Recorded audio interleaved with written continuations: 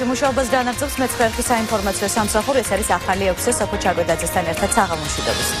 მინისტრობის ახალი კანდიდატების ვინაობა სამუშაო კვირის დასაწყისში გახდება ცნობილი. ვის დაასახელებს ბიძინა ივანიშვილი ორშაბათს ჯერჯერობით უცნობია, თუმცა კოალიციის ლიდერი აცხადებს, რომ რამდენიმე სამინისტროს ხელმძღვანელის ვაკანტურ თანამდებობაზე კანდიდატების შესათანხმებლად კონსულტაციებს ხვალაც დაარძელებს. მისივე განმარტებით მთავრობის ფორმირების პროცესი სავარაუდოდ კვირის ბოლომდე დასრულდება. საკმაოდ გამირთულდა ახლა ის დარჩენილი ადგილები ყველა ალბათ ვერ დავამთავრებთ. ორშაბათს შეიძლება დავამატოთ რამდენიმე მინისტრი. კვირის ბოლომდე ალბათ შეიძლება რამდენიმე დღე კიდევ დაგჭირდეს დამატება. ბატონო? ორშაბათს რა, ახლა რასაც მივახცევთ ორშაბათს გაცნობთ. საბოლოო ალბათ ვერ იქნება. ბოლო კაბინეტი ვერ იქნება ორშაბათს. მთავრობის ფორმირებასთან დაკავშირებული ხანძლივი კონსულტაციების შემდეგ ქართული ოცნების ლიდერი თორთიერთ მარიოჩი მწერლისა და მთარგმნელის დივი შაჰნაზარის შემოქმედებით საღამოს დაესწრო. შაჰნაზარმა საზოგადოების წინაშე ამონარიდები წაიკითხა საკუთარი და ასევე მის მიერ თარგმნილი ნაწარმოებებიდან. მწერალი და მთარგმნელი მადლობას უხდის დღევანდელი საღამოს ორგანიზატორს, თუმცა მის ვინაობას არ ამჟღავნებს. შაჰნაზარის საღამოს კულტურის სფეროს წარმომადგენლები და სხვადასხვა პროფესიის ადამიანები ესწრებოდნენ, მათ შორის იყო კულტურის მინისტრობის კანდიდატი გურამ მოდიშარიაც. სწორედ იმ ნიშნით წარიმართა, რასაც ქვია კულტურა. ჩვენ მადლობა უფალს არა ერთი, არა ორი, არა რა ვიცი რამდენი ათასწლეულის კულტურის ხალხი ვართ და რომ აი მე მგონი დღევანდელ ასეთ შეხვედრასაც შეეწყო ყველანაირად. ძალიან სასიამოვნო საღამოა. თქო პოლიტიკა ავირიდეთ დღეს. და ჩვენ მიუძღოთ ეს საღამო ჩვენი საყვარელი მეზობლების, ჩვენი სომეხი და ქართველი ხალხის მეგობრობის საღამო დავარქვით. ამას და პოლიტიკა შევეშვათ. ღონისძიება არის შესანიშნავი ადამიანის, ბატონი გივის შესანიშნავი პოეტის და უშესანიშნავესი თარგმნელის. აშენდება თუ არა ბათუმში აზიზიეს მეჩეთი და რატომ გახდა ეს საკითხი აქტუალური არჩევნების დასრულებისთანავე. ამ საკითხს დღეს თავად ივანიშვილი გამოეხმაურა. ის ამბობს, რომ საქართველოში სხვადასხვა რელიგიური კონფესიების სალოცავების მშენებლობის პრობლემას ვერ ხედავს, რაც შეეხება აზიზიეს მეჩეთის მშენებლობას. ივანიშვილი აცხადებს, რომ ბათუმში მეჩეთის მშენებლობასთან დაკავშირებით ატეხილი ხმაური ხელისუფლების მიერ ხელოვნურად იყო ინსპირირებული.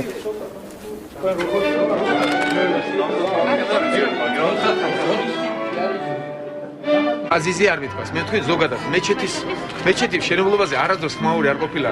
არც ერთი ტიპის ეკლესიის მშენებლობაზე საქართველოში არ ყოფილა არასდროს ხმაური. ეს იყო ხელოვნურად გამოწვეული ხელისუფლებისაგან, რომ ეჩვენებინა, რომ ქართველებს ტოლერანტობა აკლია და ველურები ვართ. რაც იყო ხელოვნურად ინსპირირებული იყო ხელოვნურად ხელისუფლებისაგან.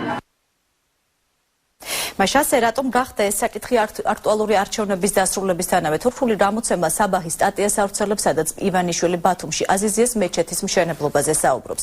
გამოცემის მიხედვით ივანიშვილი ამბობს, რომ დანგრეული აზიზიეს მეჩეთის მშენებლობის შესახებ საზოგადოებას აქვს ნეგატიური დამოკიდებულება. აღნიშნული ინფორმაცია წარმოადგენს სიცრუეს. საქართველოში მეჩეთების მშენებლობა არასდროს ყოფილა პრობლემა და არც ახლა შეეშლება ხელი ადრე დაწყებული პროექტის განხორციელებას. ეს იყო სპეციალურად შექმნილი თემა და უფრო ცარიელი ტარების მდრევას და რასაც მოყვა არასწორი ანალიზი. დღეს ქართულ მედიაში ვრცელდება ინფორმაცია, სადაც თურქულ ენაზე გამოქვეყნებული სტატიიდან ივანიშვილის ციტატაა მოყვანილი. აზიზიეს მეჩეთი ბათუმში დაგეგმილ ადგილას აშენდება, თუმცა მსგავსი ციტატა სტატიაში არ იძებნება. ივანიშვილმა აჭარაში მეჩეთის მშენებლობის საკითხზე ბათუმში 5 აგვისტოს გამართულ აქციაზე ისაუბრა. თქვენთან ერთად გადავწყვეტ საქმეს ისე, რომ ჩვენს ისტორიულ საგანძურსაც მიეხედოს და არც ჩვენი მოქალაქეების რეალური და კანონიერი მოთხოვნები დარჩეს უგულვებელყოფილი, განაცხადა მაშინ ივანიშვილმა. შეგახსენებთ, აზიზიეს მეჩეთის ბათუმში აშენების შესახებ ინფორმაცია დაახლოებით 1 წლის წინ გავრცელდა. საუბარი იყო საქართველოსა და თურქეთს შორის მოლაპარაკების შედეგად ბათუმში აზიზიეს მეჩეთის აშენების და ამის სანაცვლოდ თურქეთში ქართული ხუროთმოძღვრების ძეგლების რესტავრაციის შესახებ.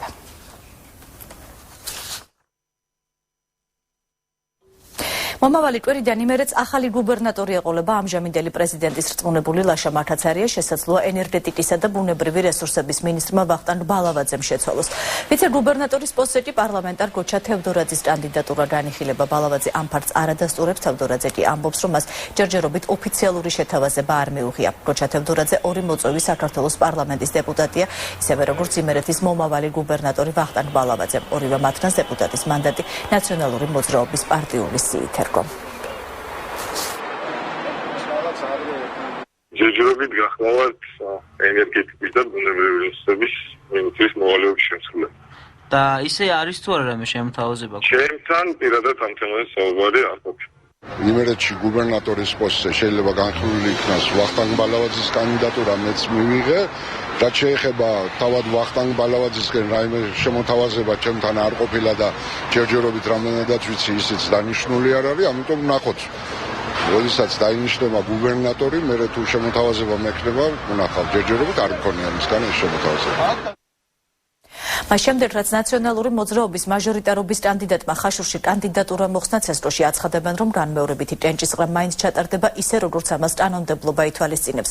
ცესტროს სპიკერის ეკატერინე აზარაშვილის განცხადებით საარჩევნო კოდექსის თანახმად სერგო თიტიაშვილს კანდიდატურა 10 დღით ადრე მაინც უნდა მოეხსნა, რომ განმეორებით ტენჭისყრაში მონაწილეობა არ მიეღო. მე შეგახსენებთ, ხვალ 9 საარჩევნო უბანზე განმეორებითი ტენჭისყრა გაიმართება.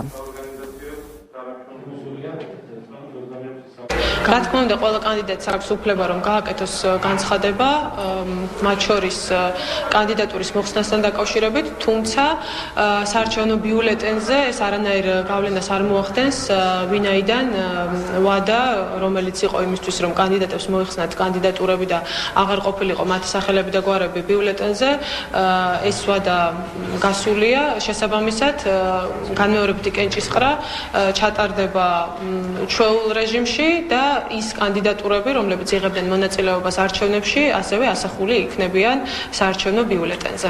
საარჩევნო კოდექსი რეგულირებს კანდიდატურის მოხსნის საშუალებას, მხოლოდ კენჭისყრამდე არ აუგიანეს მე-10 დღისა, შესაბამისად დღეს მოქმედი საარჩევნო კოდექსით საკითხი არ არის დარეგულირებული და თიტიაშვილი ჩვეულებრივ მიიღებს არჩევნებში მონაწილეობას. რატომ მოხსნა ნაციონალური მოძრაობის წევრმა კანდიდატურა ხაშურში განმეორებითი არჩევნებიდან? სერგო თიტიაშვილი ზეწოლაზე საუბრობს. ის ირწმუნება, რომ მისი ოპონენტი ქართული ოცნებიდან პირადად მას, მის შრუბს, ასევე საოლქო და საუბნო კომისიის წევრებს ავიწროვებს. 1 ოქტომბერს დაფიქსირებული დარღვევების გამო ხაშურში განმეორებითი არჩევნები ხვალ უნდა გაიმართოს. აქედან გამომდინარე, ნაციონალურ მოძრაობას ხაშურის მაჟორიტარობის არჩევნებზე კანდიდატი აღარ ეყოლება. თიტიაშვილი მადლობას უხდის ხაშურის მოსახლეობას, მიუხედავად იმისა, მისცეს თუ არა მას ხმა. ხაშურში ჩვენი მონაწილეობა საარჩევნო პროცესში შეუძლებლად მიმაჩნია და სწორედ ამიტომ ჩემ მეგობრებთან ერთად, როგორც ხაშურში, ასევე თბილისში, მე გადავწყვიტე უარი თქვა, მონაწილეობა მივიღო განმეორებით დანიშნულ არჩევნებში ხაშურის რაიონში. მე გამოვთქვავ იმედს, რომ თითოეული ეს ძალადობა, თითოეული შანტაჟი საომავლოდ იქნება არ დარჩება უყურადღებოდ და ყველაფერზე იქნება სამართლებრივი რეაგირება. თავდაცვის სამინისტროს ინფორმაციით ავღანეთში დაღუპული ქართველი სამხედრო ცხედარს საქართველოში ხვალ გამთენიისეს ჩამოასვენებენ, თუმცა ოჯახის წევრები იმედოვნებდნენ, რომ ეს დღეს მოხდებოდა. კაპრალი მინდია აბაშიძე მსოფლიოს ყველაზე ცხელ წერტილში ჰელმანდის პროვინციაში სამშვიდობო მისიის დროს საბრძოლო ამოცანის შესრულებას ემსხვერპლა. 23 წლის აბაშიძე საქართველოს შეიარაღებულ ძალებში 2008 წლის 4 აგვისტოდან მსახურობდა, ავღანეთში კი პირველად 2010 წელს დაემგზავრა. იყო სახმელეთო ჯარების მესამე ქვეითი ბრიგადის 32 მსუბუქი ქვეითი ბატალიონის საცეცხლე ჯგუფის მეთაური. ის ცხელ წერტილში დაღუპული უკვე 18 ქართველი სამხედროა. დაღუპულის ოჯახს სამძიმარი გამოუცხადა საქართველოს პრეზიდენტმა და თავდაცვის მინისტრობის კანდიდატმა. 2008 წლიდან მსახურობს. დღეს დილით დარეკეს და გვაცნობეს, რომ ხვალ დილით 12-ისთვის ალბათ თბილისში იქნება. ნუ რა ვიცით, ალბათ საღამოსთვის მაინც ჩამოგვეყვანებენ. ერთი თვის წინ წავიდა 5 ოქტომბერს გახდა ერთი თვე რაც წავიდა. და აგერ ახლა 2 დღის წინ გავიგეთ, თურმე დილით მომხდარი იყო ეს ამოვიდა, ჩვენ გავიგეთ. სადღაც საღამოს 5-6-ისკენ გავიგეთ. სტიჩემბურის სოფლები დააზარალეთ ძლიერმა ქარმა ლანჩხუთის სოფელ გრიგოლეთში სახლებს სახურავი გადახადა, დაზიანდა ელექტროენერგიის გადამცემი ხაზები, განადგურდა ნათესები. მოსახლეობა დახმარებას ადგილობრივ ხელისუფლებას თხოვს. ჩოხატაურის სოფლებში ბუკის ციხესა და დიდვანში კი ადმინისტრაციული შენობები დაზიანდა, ამჟამად ზარალის დათვლა მიმდინარეობს. თვითონ ხედავთ რა დღეშიც არის სახურავი, მთლიანად ახთილი არის, წყალი წვიმს ოთახში ისევე როგორც გარეთ, წყალი მთლიანად ჩადის, განადგურებულია დავეჯი მთლიანად. დავედრია ყველაფერი, ნათესები მქონდა, სანტრისი, წანილები, ყველაფერი განადგურდა, არაფერი არ შემოსავალი არ აქვს. რომ ამოვარდა იმფერი ძლიერი ქარი, რომ ვიფიქრეთ, ახლა საχνიან ადამიანებს ამიღო 13. ხარი დაახლოებით ასე 20 ნახევარი საათი იქნებოდა ალბათ გასტანა და მე დაუშვა იმფერი კოკის პირველი წვიმა. ვიფიქრე ნამდვილად იქცა ქვეყანა მესკი. მედიაკავშირმა ობიექტივმა ტელეარხი 25 სატელიტური მაუწყებლობის თანხა შესაძლოა აღარ გადაიხადოს ამის შესახებ კავშირის დამფუძნებლებმა და ჟურნალისტებმა ბათუმელებთან შეხვედრისას განაცხადეს. როგორც დავით თარხან მოურავი ამბობს, ისინი არაპირებენ მაუწყებლობის თანხა გადაიხადონ, რომლის მფლობელიც ნაციონალური მოძრაობა. ჟურნალისტი ირმა ინაშვილი ამბობს, რომ იგი სატელიტის გადასახადს იხდიდა, რათა საზოგადოებისთვის ობიექტივის გადაცემები ხელმისაწვდომი ყოფილიყო. მედიაკავშირი ობიექტივის გადაცემებს ტელეარხი 25-ის ეთერში დღეში 7 საათი ეთმობა. კავშირი არხის მაუწყებლობის თანხას უკვე 7 თვეა იხდის.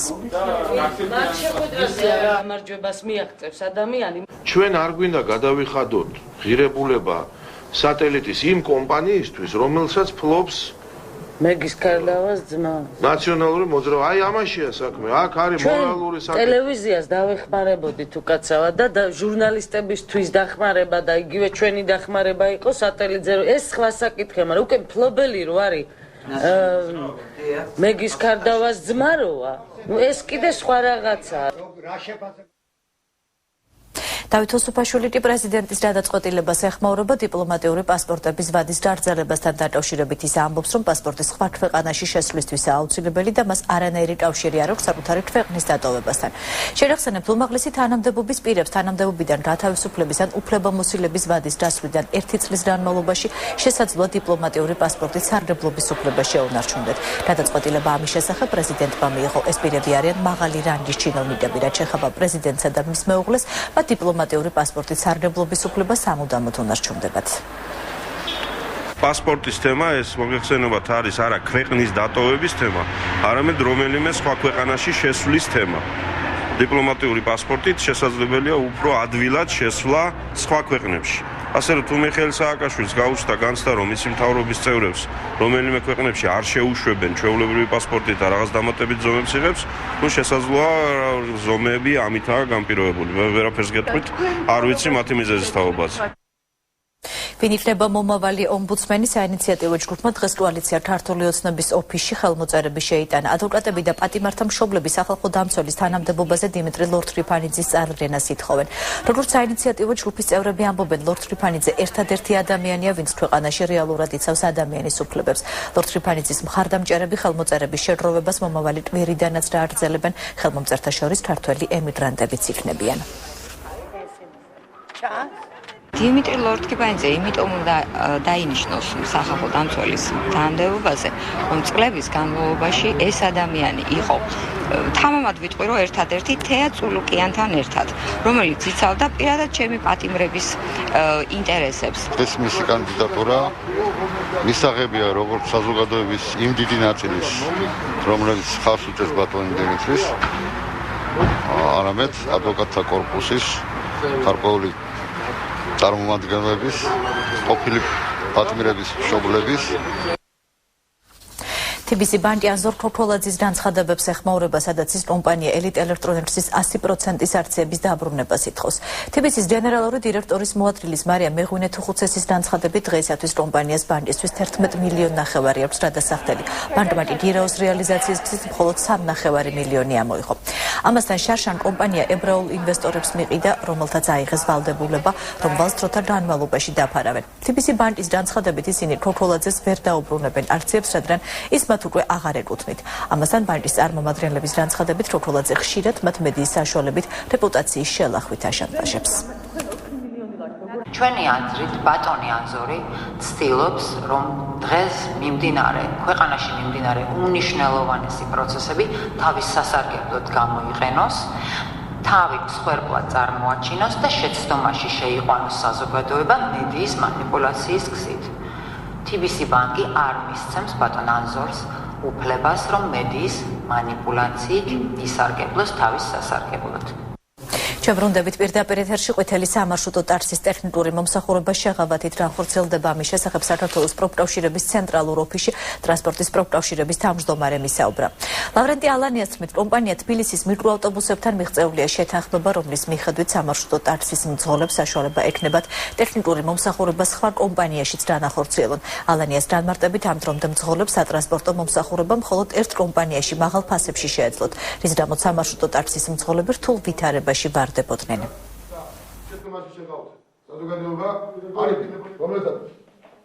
პირველი ფაქტურად ეს ექსპლუატაციის ხარჯებთან დაკავშირებით მძღოლებს უკვე შეუმსუბუქდათ, მნიშვნელოვნად ფინანსებში აისახება ის, რომ მნიშვნელოვნად შემცირდება ეს ხარჯები, მათ არჩევანზეა უკვე დამოკიდებული, შეუძლიათ გარანტიიდან მანქანა მოხსნან და სხვა სერვისცენტრში გამოცვალონ ზეთი უხრუჭები, მაგრამ არა მეორადებით. მძღოლებს, რომელიც კმაყოფილი იყო და მისაღები იყო მათთვის ფორდის ცენტრის მიერ შეთავაზებული მომსახურება და ფასები, ისინი დარჩებიან ფორდის ცენტრში საგარანტიო მომსახურებაზე და გააგრძელებენ იქ სერვისის მიღებას. ასევე მათ შესაძლებლობა ექნებათ, რომ მოხსნან მიკროავტობუსი გარანტიიდან და ტექნიკური მომსახურების სერვისი გაწიონ იმ სერვის ცენტრში, რომელიც ჩვენს მიერ იქნება მითითებული. ეს ცენტრი იქნება გაცილებით უფრო იაფი. ჩათაროსავალის სახელობის თეატრისა და კინოს სახელმწიფო უნივერსიტეტის სტუდენტები საუნივერსიტეტო პრობლემების შესახებ საუბრობენ. თეატრალური უნივერსიტეტის სტუდენტის ვახო ჯაჯანიძის თქმით, სტუდენტებს თანამედროვე სახელოვნებო განათლების მიღების საშუალება არ აქვთ. ისინი სახელმძღვანელოების არქონაზე მოძველებულ ინფრასტრუქტურასა და სწავლების მეთოდებზე საუბრობენ. ამავდროულად საპროტესტო აქციის გამართვას გეგმავენ ადმინისტრაციის წარმომადგენლებიც, ისინი უნივერსიტეტის მენეჯმენტს აკრიტიკებენ. პირველ რიგში ის, რომ არ ინტერესდება არც კულტურის სამინისტრო, არც განათლების სამინისტრო, იმით, რომ ჩადოს გარკვეული თანხა და უზრუნველყოს მატერიალურად ქართული კინოსკოლის არსებობა, იმიტომ რომ ჩვენს კინოსკოლაში ფაქტიურად არ არსებობს მინიმალური მატერიალური ტექნიკური ბაზა იმისთვის, რომ ლექტორებს და სტუდენტებს მიეცეთ გამართულად მუშაობის საშუალება, არ არსებობს არანაირი პრაქტიკული პროგრამა, რაც აუცილებელია ამ სფეროში. ხილიანის ქუჩის მცხოვრებლები 5 ნოემბერში მიმდინარე 12 სართულიანი საცხოვრებელი კორპუსის მშენებლობას აპროტესტებენ. სამშენებლო სამუშაოებს შეპესე კაპიტალ ინვესტი აწარმოებს კომპანიის დირექტორის სატელეფონო საუბარში აცხადებს, რომ მშენებლობა კანონიერადაა. ამ ეტაპზე საძირკვლის ამოთხრა იწყება, თუმცა მოსახლეობის პროტესტის გამო სამუშაოები დროებით შეჩერებულია. ჩვენ ვაპროტესტებთ უკანონო მშენებლობას, რომელიც ჩვენ და დაუკითხავად დაიწყეს. აქ შენდება 12 სართულიანი 2 სადარბაზოიანი სახლი და საერთოდ გზის ამორტიზაცია იქნება, არანაირი პარკინგის საშუალება არ ექნება მოსახლეობას. მზე საერთოდ არ შევა ამ სახლებში, არანაირი ვენტილაცია არ იქნება იმის მაგივრად, რომ ხეები დაერგოთ, საერთოდ გაჩეხეს. ჩვენ პარლამენტის ახალი შემადგენლობა საბურთალოს დეპუტატი და ასე შემდეგ ჩაყენებული ყავს. აქ იყო ბატონი დავითი, საქმის კუში ყავს ჩაყენებული, ვამზადებთ მთელ დოკუმენტების პაკეტს, რა დარღვევები იყო. ვანის მაჟორიტარმა დეპუტატმა ბეჟან ხურციძემ კი ჟურნალისტებთან ვანში მიმდინარე პროცესებზე და არჩევნების შედეგებზე ისაუბრა. მან განსაკუთრებული ყურადღება არჩევნების მიმდინარეობისას არსებულ დარღვევებზე გაამახვილა. ბეჟან ხურციძემ ადგილობრივი ხელისუფლების წარმომადგენლებს ბრალი ფინანსურ მაქინაციებში დასდო. მან საქართველოს პროკურატურის წარმომადგენლებსა და კონტროლის პალატას, საკრებულოს თავმჯდომარისა და ნაციონალური მოძრაობიდან მაჟორიტარი დეპუტატის პაატა ლეჟავას საქმიანობის გამოძიებაც მოსთხოვა. ბრალსდებ ფინანსურ მაქინაციაში კაკაბაძესაც და ლეჟავასაც და ამის შესახებ არა დღეს დავიწყე ლაპარაკი ოცნების გამარჯვების შემდეგ, ამას ლაპარაკობ უკვე 8 წელია. ეს ყველა დონეზე მაქვს ნალაპარაკები და ყველა დონეზე გვაქვს გარჩეული ეგ საქმე და აბსოლუტურად ყველა მიცის, მაგრამ ყველა დუმდა დღემდე და იმედი მაქვს, რომ მომავალი კონტროლის პალატა და პროკურორი ამაზე არ გაჩერდება. საჩხერის სოფელ შომახეთის საჯარო სკოლის მოსწავლეთა მშობლების სკოლიდან დირექტორისა და გერმანული ენის მასწავლებლის წასვლას ითხოვენ. მშობლები მათ ბავშვების ფიზიკურ შეურაცხყოფაში ადანაშაულებენ. დირექტორი ბიჭირო კილაძე მშობლების მოთხოვნას პოლიტიკას უკავშირებს და ამბობს, რომ მშობლების სკოლიდან მის წასვლას იმის გამო ითხოვდნენ, რომ იგი ნაციონალური მოძრაობის მხარდამჭერია. კილაძემ თანამდებობის დატოვების მოთხოვნით განცხადება უკვე დაწერა საჩხერის საგანმანათლებლო რესურს ცენტრი განცხადებას განათლების სამინისტროს გადაუგზავნის. შომახეთის სკოლის დირექტორის გათავისუფლება სწორედ სამინისტროს გადაწყვეტილებაზეა დამოკიდებული. დავწერეთ დღესაც განცხადება იმის თაობაზე, რომ გაგვენ თავისუფლებია დირექტორობიდანაც და მასწავლებლობიდანაც ბატონო ბიჭიკო კილაძე. მაგრამ ჩვენ ვითხოვთ ახლა კიდე რომ გერმანული საათები გააცდეს მანამ სანამ არ შეიცვლებათ მასწავლებელი. ბექა ხარშილაძე არ ნაშევიდეს ამ გაკვეთილებზე. მე ეს მივიღე როგორც ჩემზე მაგალითად პოლიტიკურ ზეწოლად ავიღე. ჭყონდიდელის დასახლებაში მდებარე ავარიულ სახლებში მცხოვრები აფხაზეთიდან დევნილი და რუსთავის ადგილობრივი მოსახლეობა უკვე 3 დღეა საცხოვრებელი ფართის მოთხოვნით ქუჩაშია გამოსული. დევნილები თავდაპირველად ყოფილი პოლიტექნიკური ინსტიტუტის დაკავება შეეცადნენ, შემდეგ კი კერძოპირის საკუთრებაში არსებულ ყოფილ სასტუმრო შენობაშიც ცდილობდნენ შეჭრას. საპატრულო პოლიციამ აღნიშნულ შენობაში არ შეუშვა. მოსახლეობა დარჩენილმა 45-მა ოჯახმა პრობლემის მოგვარება მერის ადმინისტრაციის უფროსისგან დავით ჯანიშვილისგან მოითხოვა. დევნილები ამბობენ, რომ ადმინისტრაციის ხელმძღვანელი მათ საცხოვრებელი ფართით დაკმაყოფილებას დაპირდა. უსახლკაროებმა საბოლოოდ ყოფილი პოლიტექნიკური ინსტიტუტის შენობა მაინც დაიკავეს. გვეშინო და არ ქონდა სიტყვის ამოღების უფლება. ეხლა არის უფლებები, გვაქვს ძლივს ბედნიერება გვეწია და მოვედით და ვლაპარაკობთ ჩვენ გაჭირვებას. ჩვენ აქ ყველა მისამართოები ვართ, ყველა უსახლკაროები ვართ. დევნილებისთვის და საზოგადოებრივი მოსახლეობისთვის მათთვის ესეთი საერთაშორისო ორგანიზაციის დაფინანსებით ხორცელი და სოციალური სახლის მშენებლობა, რომელზეც კრიტერიუმები თავისთავად შეადგენს მერიასთან ერთად ორგანიზაცია, დაფინანსებული ორგანიზაცია და ერთადერთი ამ ეტაპისთვის საშუალება მისცემს დაკმაყოფილების საცხოვრებელი ფართით ისის დროებით იქნება ეს ალბათ ესეც სავარაუდო დეკემბრისთვის. ლანჩხუთში სოფელ გრიგოლეთში დაუდრინელმა პირებმა მაღაზია დაქორდეს წაღებულია სარეალიზაციო ნივთები, ასევე 1100 ლარი და 200 евро. მაღაზიის მფლობელის მაყოლა გურგენიძის თქმით პარტი დაახლოებით დილის 5 საათზე მოხდა, მას მაღაზიის დარი დატეხილი დახვდა. საქმეს ლანჩხუთის რაიონული პოლიციის სუფსის განყოფილება იძიებს. წაღებულია ფული, 1100 ლარი ფული მქონდა, დაგებული, 100 ლარი მეზობლის ფორმაში იყო პასპორტი ჩადებული, იქიდან ამოღებული და ნარჩენ პატარა იმაში კაშულებში იყო და კიდე 200 евро მქონდა პატარა პორტფელში, იქეთ გადადებული ესეც. გარდა იმისა, ხურდაფულებია წაღებული დაახლოებით ასე 300-400 ლარამდე იქნება ალბათ ეს ფული. 23 წელი მერაბ კოსტავას ტრაგიკული გარდაცვალებიდან სოფელ ბორიჩი იმ ადგილზე, სადაც ქართველი საზრდოო მოღვაწე ავარიაში მოყვა, დღეს მისი ახლობლები შეიკრიბნენ. საღამოსთვის ხარადაულის კინოთეატრის შენობაში ეროვნული გმირის ხსოვნისადმი მიწყნელი ლიტერატურული სპექტაკლის საქართველოს შიშველი სატევარი პრემიერა გაიმართება. ორგანიზატორების ცნობით ეს იქნება 1 საათში ჩატეული მერაბ კოსტავას ცხოვრება.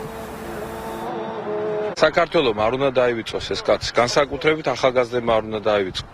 დღეს, როდესაც ყველაფერი რაღაც გაცილებით ანგარიშიანი და პრაგმატული გახდა, სწორედ ახალგაზრდებისთვისაა ძალზე მნიშვნელოვანი, რომ ისეთი კაცი, მისი ცხოვრება, როგორც მერაბ კოსტავა იყო, რომელიც მთელს იმპერიას პრაქტიკულად შიშველი ხელებით ებრძოდა, არ დავივიწყოთ არც ერთმა ჩვენგან.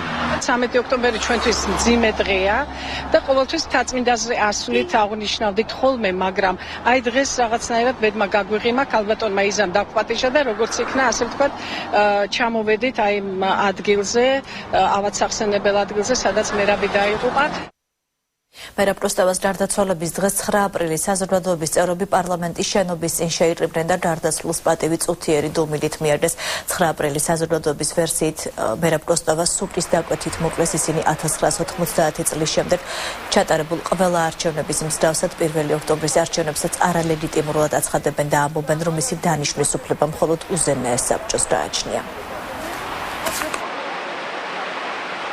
სუკმა და საქართველოს მტრებმა მოახერხეს ის, რომ ორი გამოჩენილი ადამიანი, ზვიად გამსახურდია და მერაბ კოსტავა, როგორც იტყვიან, რომლებიც იყო ბურჯი საქართველოს ეროვნული მოძრაობის, გამოაცალეს საქართველოს და ეს შემდეგ ტრაგიკულად აისახა კიდეც შემდეგ მოვლენებზე. კანონიერმა ხელისუფლებამ ჩაატაროს უზენაესი საბჭოს ხდომა, თუნდაც რამდენიმე დღით იფუნქციონიროს და იმად დანიშნო კანონიერი არჩევნები. აი მერე მოხდება უკვე კანონიერების აღდგენა. ელიტ მოდელ ლუკ ჯორჯია 2012 და შერჩეული 20 დამწყები მოდელი ფინალური კასტინგი თბილისი მოლში ჩატარდა. კონკურსანტების შერჩევაში მონაწილეობდნენ ია ჭიცმარიშვილი, ჭიტალა სტუდიოს დამფუძნებელი მამუკა ჭიტალიშვილი, მის საქართველოს გამარჯვებული თამარ შედანია და ელით მოდელ ლუკ ჯორჯია 2011-ის გამარჯვებული ნონიკო კახიძე. ფინალური ღონისძიება 27 ოქტომბერს ფილარმონიის ივენთ ჰოლში გაიმართება, სადაც პარიზიდან სადანდებოდ ჩამოსული წარმომადგენელი გამარჯვებულს გამოავლენს. ელით მოდელ ლუკ 2012-ის ფინალი კი წელს ჩინეთის ქალაქ შანხაიში ჩატარდება. წელს საქართველოში უკვე მე-6-ად ტარდება საერთაშორისო სამოდელო კონკურსის ელით მოდელ ლუკის შესარჩევი ტური. ეს გახლავთ ფრანგული პროექტი, საერთაშორისო სამოდელო სააგენტო ელიტის მიერ დაარსებული და დღეს ჩვენ თბილისი მოლში ვატარებთ ღია კასტინგს, რის შედეგადაც უნდა შევარჩიოთ 20 გოგონა, რომელიც გააგრძელებს მზადებას უკვე ფინალური შოუსთვის და 27 ოქტომბერს ელიტის წარმომადგენელი თავად შეარჩევს გამარჯვებულს, რომელიც გაემგზავრება მსოფლიო ფინალზე შანხაიში. გიგალა სტუდიო როგორც იცით არის ამ კონკურსის პარტნიორი და შესაბამისად გამარჯვებულ გოგონებს ჩვენ გავუკეთებთ მერე ლუკბუქებს და პორტფოლიოებს, რომელიც მათ გამოადგებათ შემდგომში პროფესიულ წარმატების მისაღწევად. თავიდან მართლა ძალიან ნერვიულობდი, მაგრამ რომ ითხრეს, რომ მეორე ტურში გადავედია, ძალიან გამიხარდა და ნერვიულობაც მომასნა. მცირეწლოვანი სოლისტების კონცერტი არამ ხაჩატურიანის სახელობის ხელოვნების სკოლაში სალომე ღარიბაშვილმა და ლიკა ბარტრაძემ კლასიკური მუსიკალური ნაწარმოებები შეასრულეს. ხელოვნების კონცერტი ხელოვნების სკოლის დაარსებიდან 80 წლის იუბილეს მიეძღვნა.